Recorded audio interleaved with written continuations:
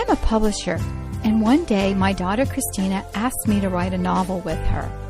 Well, that day was long ago, and that little girl is now an adult. But our novels live on. The Truth Seekers Mystery Series highlights a homeschool family, the Murphy teens, in an action-adventure novel that is sure to entertain as well as teach creation truths. To get your copy, visit our website at truthseekersmysteryseries.com.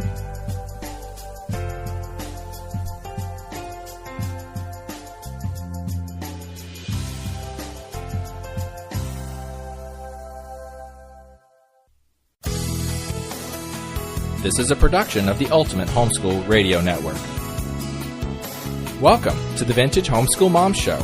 Your host, Felice Gerwitz, is an author, a publisher, and your radio show host. She will encourage, educate, and inspire you with answers to your most pressing questions from homeschool, marriage, parenting, and much more. Felice loves to equip moms to live a Christian life because every moment counts. Be sure to visit her website at mediaangels.com. And here's your host, Felice Gerwitz.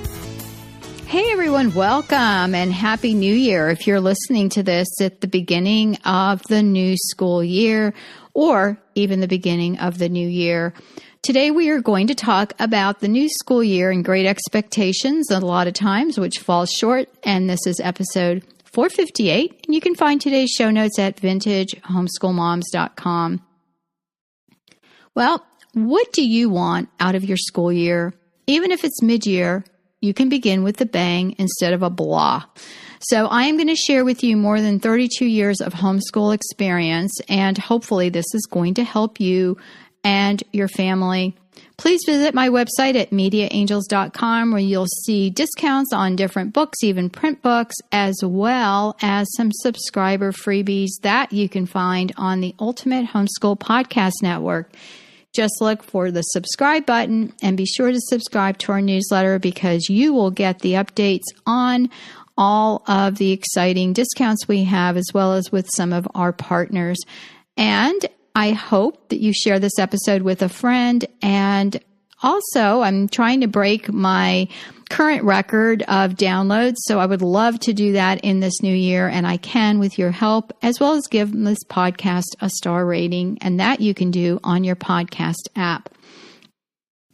As always, I have show notes so that if you're writing in the car, don't worry about taking notes. I can get you those notes later. You can get the notes later when you visit the website. And again, I am available. You can email me or you can find me on social media. I am on Facebook as well as some Facebook groups we have for our podcast network family. Well, what are your expectations for this school year? And sadly, our expectations are usually way higher than what we achieve. And so our kids are growing. There's so much to do. We have household duties as well as homeschool duties. And so many times our expectations fall short.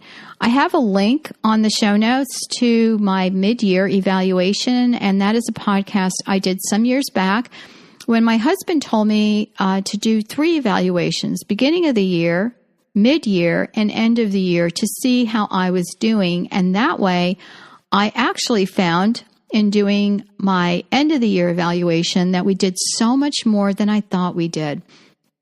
And I hope those podcasts are helpful to you. But since we are mid-year right now, I have that link on the show notes. Well, here are some expectation hacks for your homeschool. I thought we would delve right into it because we can go into all of the issues and all of the problems, and you know what they are. You know, everything from interruptions each day to a medical crisis to, a household issue. So instead, we are going to focus on the solutions. So the first one is planning. I am not a great planner, or let me rephrase that. I was in the past not a great planner, but in the present, I am. So give yourself time to plan what you want to teach and how are you using your books. So are you using books that are a do-it-yourself? Are you using an online curriculum? Or are you, doing a few classes online? Whatever method you are using or whatever you are doing, have a plan on how you're going to get that done in a school year. If you are mid-year, look at your books and see how you're doing. You may need to cut out some chapters or focus on specific chapters and just gloss over some of the other ones. You just cannot do everything all the time. And I'm going to share with you, my daughter, who is a teacher at a private Christian school, will tell you that it is impossible, even as a teacher, to cover everything. And while they do have tests they have to give and there are expectations, there are certain things she delves into deeper than others. So it just is what it is. There's just not enough time. The second is schedules that work for you. So many people have great ideas on scheduling, but if it doesn't work for you, then it's not going to work. And I can tell you again that a lot of people tried to show me about scheduling, and I found that routine scheduling was my thing that worked. So I knew what things we had to do each and every day, and I had that on a list, and then the kids could just check it off when we did it. So there's math, that's on the left-hand side in a list, and they only did that, let's say, 4 days a week. So they could check it off, and then they could put down what pages that they did. And so that was a big help for me in scheduling and knowing what was going to be done, and then also figuring out ahead of time how long it would take us throughout the year to get that book done. If we were doing unit studies, I had that planned out as well as to, how many weeks it was going to take, anywhere from 4 to 6 weeks. If you use the Media Angels curriculum on the creation science, and there's 4 study guides, actually, you can find them at mediaangels.com/store at a discounted price. You could take those 4 unit studies, and that can be your year's science, and your kids will walk away having a really good understanding of creationism versus evolution. And so that's something you may want to do. We did that multiple times throughout our homeschool journey. And so, there are different things that you can do and ways you can schedule, and that is very beneficial to me to know what it is that we're going to be doing. The third thing that I found was a great hack was to have a day to catch up. If you can't do it weekly, you can do it every 2 weeks. And Friday was our catch-up day for all the work that we did not get completed. And if the kids did get their stuff done, they could do some extra things like crafts or art or music, or even get a head start on the week coming. We also used it as a reward day where our family, would do something fun just for us on that day. Which brings me to number 4, which is what I call my homeschool reward system. In life, we have rewards for everything, but I remember discussing this with other homeschool moms, and they just thought it was horrible that I was rewarding my children with things such as stickers or small paper ribbons for completing books or milestone activities like completing their reading list. We also had pizza and movie night and so forth. And the kids loved this. To this day, they still like pizza and a movie on Friday whenever they're home. And so, what I'm saying is that whatever your reward system is, it's not talking about money here, but just, I won't work without getting paid something, if I'm working for someone else. So even though your children are working to educate their minds and, the benefit is for them, they still need some sort of a goal. And to me, having that little incentive was really helpful. Again, if that's not something you want to do, skip to this next one. And the 5th one is another very important secret sauce to a successful homeschool, and that is being present. Kids know when we're not paying attention to them or we're on a device instead of focused on them and their schoolwork or their needs. So if you're using school time as school time specifically for that without distractions, but that is important. If you want to check social media, you need to check emails or voicemail, do it before or after school. And one of the things you're doing is you are teaching your children that they are more important than anything else. And this sets an example. And when we're trying to teach our children, how do they learn? Well, they pick up our bad characteristics, don't they, very quickly. And we always say, well, why aren't you catching anything that, all my good qualities? Well, because we're demonstrating our bad qualities more often. So character is caught, not taught. So if you want them to do something, teach them through example, which brings us to point number 6. Show your children by example. If you want them to read the Bible, you be reading the Bible when they wake up in the morning or in the evenings. If you want your children to speak a foreign language, you learn it with them. You'll be surprised at how much more enthusiasm your kids will have when they're coming alongside you and doing it, and you're doing it with them. Number 7 is healthy competition. Now, I'm not talking about pitting kid against kid, but I am talking about encouraging your children to strive for their best. My kids made everything a competition, and I used to say, gosh, why are you guys doing that? And then I started thinking about it. And I think it was because of number 6, where you're, setting the example.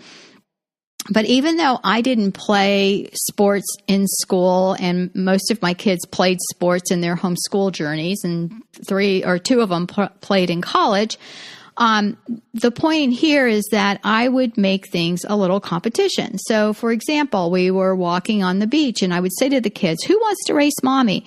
Well, this is when they were little, and I used to laughingly tell my husband I run like a cheetah because I could run very fast. I have long legs for very short distances of time, but then I would get tired. Well, little kids didn't know that. So I would race my little kids, and I would way beat them and be way up front, and some people are like, well, isn't that mean? But what did they do? They would always say, Mommy, can we race, or can I race you? Or then they would have their friends try to race me on the beach. And, it was the funniest thing ever until they got a little bit older and they realized if they kept running that they could beat me because I would get tired because I couldn't sustain that, running that fast for that long.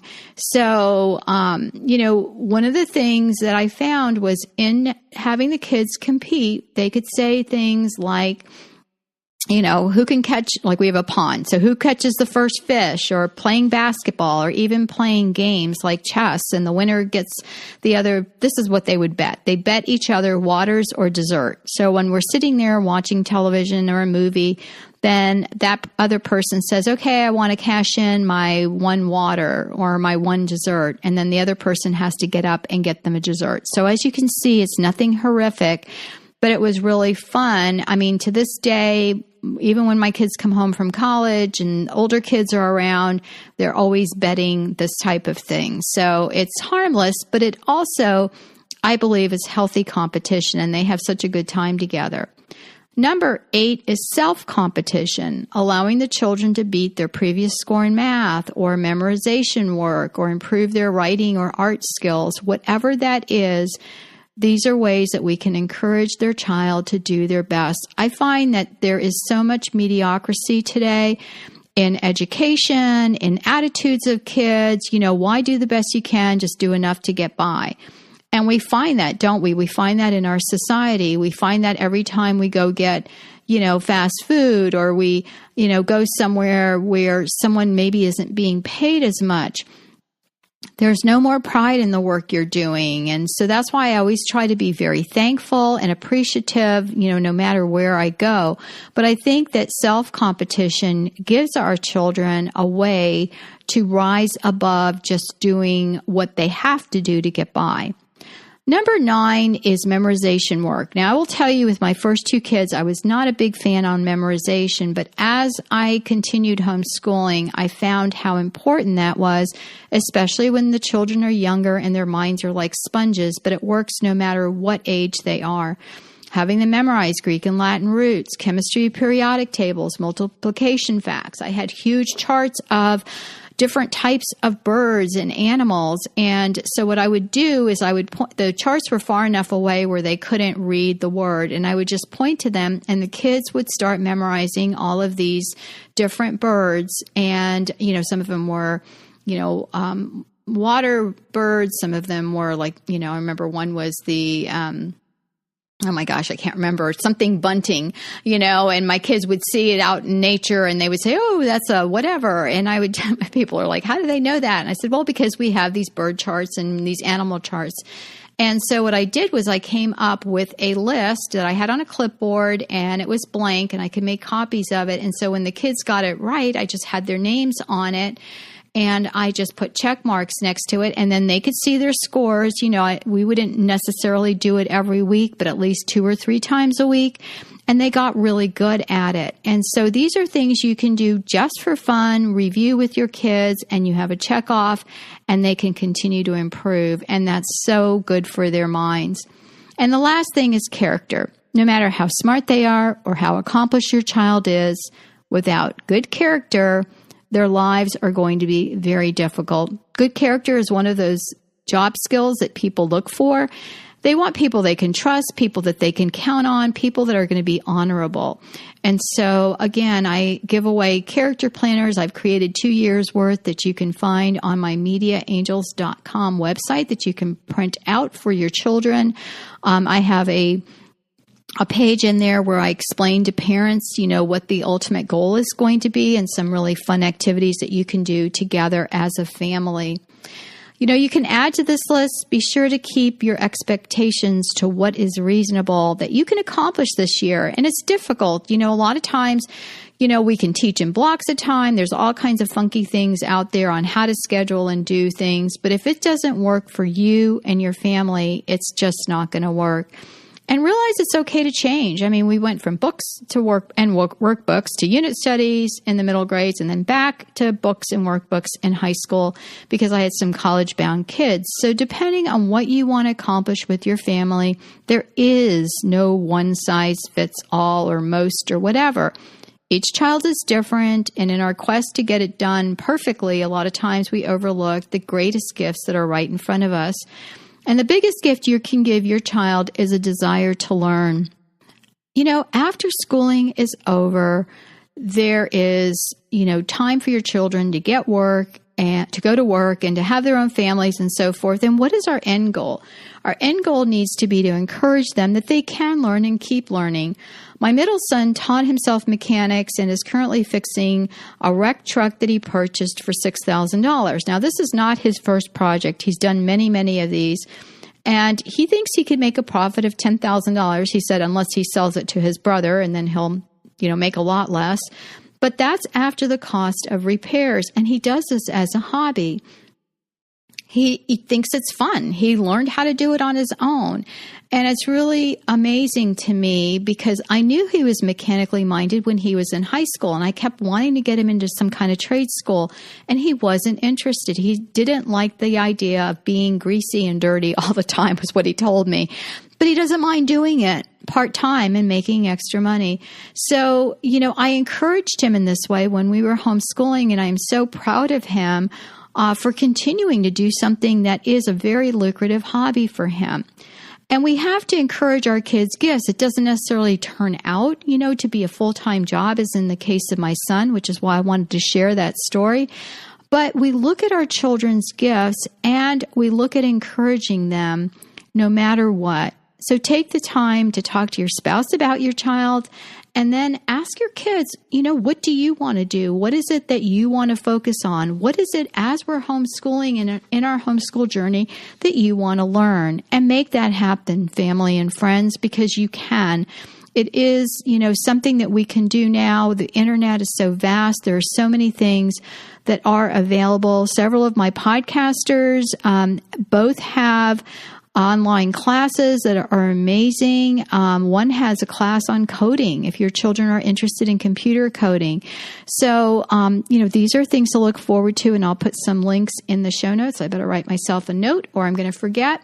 And so, I want to just share with you again that you can have an incredible school year. And just believe in yourself and your ability, and don't look at everyone else and what they're doing. Just focus on you, your family, and your kids. You can find the show notes for today's episode 458, the new school year, Great Expectations, on vintage homeschoolmoms.com. Give me a star rating and share this episode with your friends. Love you guys, and I'll talk to you soon. Bye-bye. Thanks for tuning in to the Vintage Homeschool Mom Show. Visit Felice at MediaAngels.com and TheVintageHomeschoolMoms.com. Vintage Homeschool Moms is a production of the Ultimate Homeschool Radio Network.